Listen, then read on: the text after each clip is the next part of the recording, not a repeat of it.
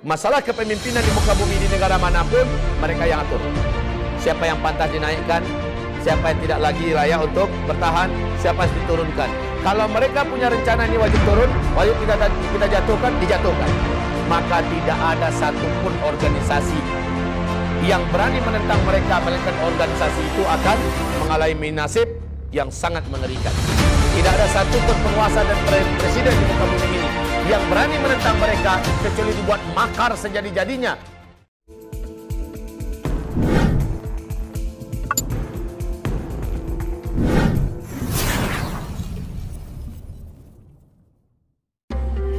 Apa itu NWO ini? NWO, New World Order. Apa itu? Benda apa ini?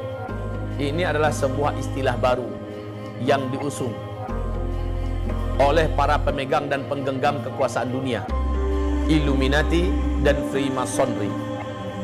Ini organisasi tertua di Indonesia, di dunia, didirikan 4000 tahun yang lalu. Illuminati, mereka adalah orang-orang Yahudi elit pilihan yang jumlahnya hanya belasan.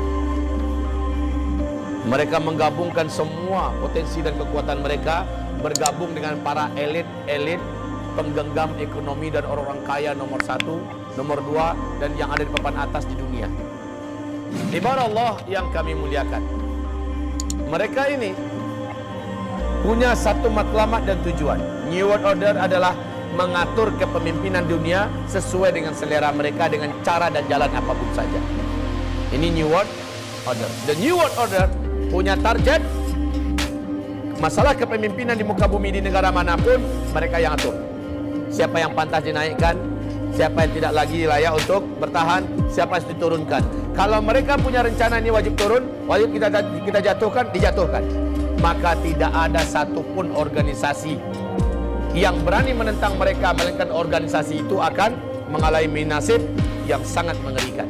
Tidak ada satupun penguasa dan presiden di muka bumi ini yang berani menentang mereka kecuali dibuat makar sejadi-jadinya, kekacauan sehebat-hebatnya. Walaupun harus mengorbankan manusia yang sangat banyak, nyawa yang sangat banyak, walaupun harus perang dunia 1, ini produknya The New World Order. Perang dunia 2, produknya The New World Order. Rancangan perang dunia ketiga, itu adalah kerjaannya The New World Order. Jatuhnya Presiden Soeharto di Indonesia adalah pekerjaan The New World Order. Mereka tidak ingin. Di fase keempat. Lihat kembali, kita ada berapa fase? Ada berapa fase? Enggak.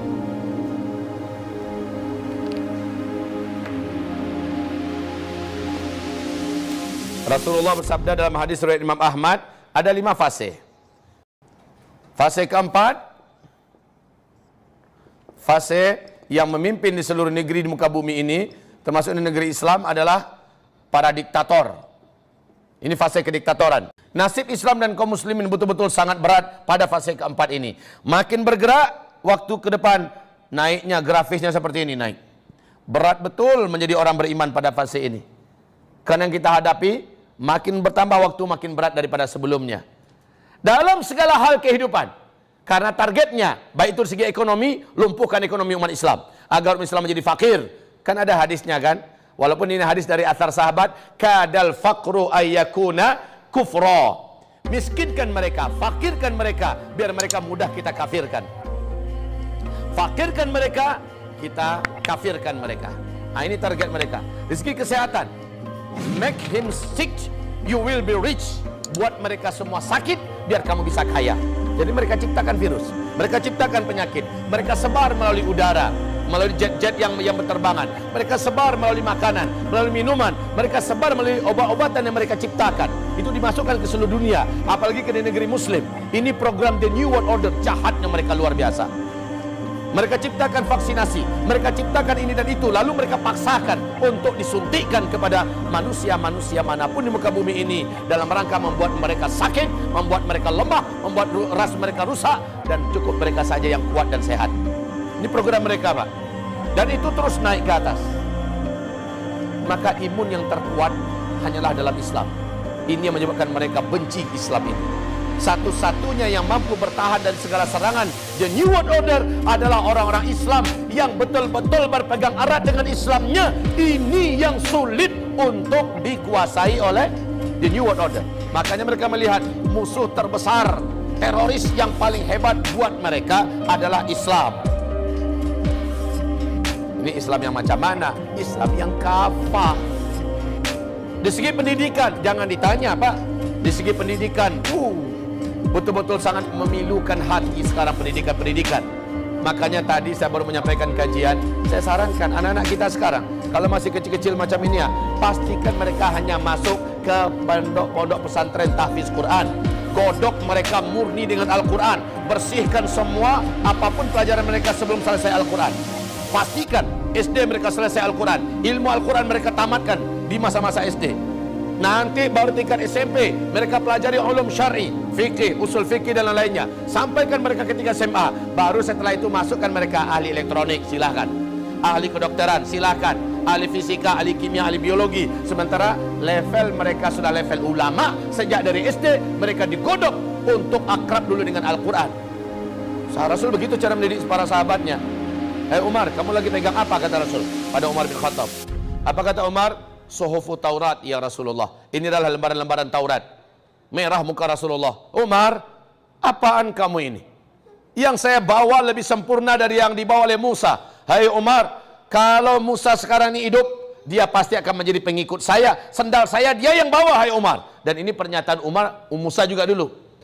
Kalau nanti saya hidup di masanya, saya rela menjadi pembawa sendalnya Nabi akhir zaman itu. Ini yang dibaca-baca oleh Umar. Nabi Muhammad tak rela. Al-Quran selesaikan dulu. Itu kata Rasulullah SAW. Sekarang generasi kita juga begitu Pak. Anak-anak kita yang masih SMP, tamat SD, pastikan dia ke pesantren besok ini. Pesantren-pesantren yang lurus dan amanah. Anak-anak SMP, pastikan dia ke pesantren dulu. Sekarang ini caranya supaya kebal daripada The New World Order dan makar-makarnya melalui dunia pendidikan. Masya Allah. Memang harus sterilkan anak kita dari pendidikan-pendidikan umum untuk kondisi saat ini. Untuk kondisi saat ini. Enggak akan ketinggalan anak-anak kita, insya Allah. Bisa diprivatkan masalah matematika, insya Allah bisa diprivatkan. Bisa diprivatkan dalam masalah ilmu kimia, ilmu fisika, ilmu biologi. Kalau dianggap itu penting, bisa diprivatkan.